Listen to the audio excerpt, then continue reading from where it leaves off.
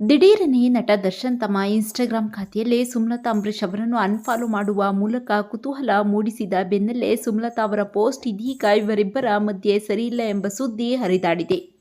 ಈ ವಿಚಾರವಾಗಿ ಸುಮಲತಾ ಅವರು ಮಾಧ್ಯಮಗಳಿಗೆ ಪ್ರತಿಕ್ರಿಯಿಸಿ, ದರ್ಶನ್ ಯಾವತ್ತಿದ್ದರೂ ನನ್ನ ಮಗನೇ.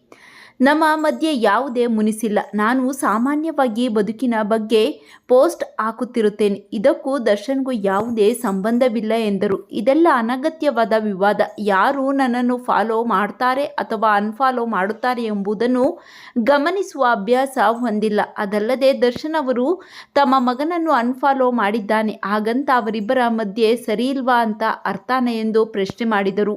ನಾನು ಯಾರನ್ನು ಟಾರ್ಗೆಟ್ ಮಾಡಿ ಯಾರನ್ನು ಉದ್ದೇಶಿಸಿ ಪೋಸ್ಟ್ ಹಾಕಲ್ಲ. ಇನ್ನು ದರ್ಶನ್ ಬಗ್ಗೆ ನಾನು ನೆಗೆಟಿವ್ ಮಾತನಾಡುತ್ತೇನಾ? ದರ್ಶನ್ ಯಾವತ್ತಿದ್ದರೂ ನನ್ನ ಮಗ ಅಂತ ಮೊದಲಿನಿಂದಲೂ ಹೇಳುತ್ತಲೇ ಇದ್ದೇನೆ. ಅದು ಅವತ್ತಿಗೂ ಇಷ್ಟೇ, ಇವತ್ತಿಗೂ ಅಷ್ಟೇ. ನನ್ನ ಪ್ರೀತಿ ಮತ್ತು ಅಭಿಮಾನ ಯಾವತ್ತಿಗೂ ಒಂದೇ ತರಹ ಇರುತ್ತದೆ. ಆ ಪೋಸ್ಟ್ಗೂ ದರ್ಶನ್ಗೂ ಯಾವುದೇ ಸಂಬಂಧವಿಲ್ಲ.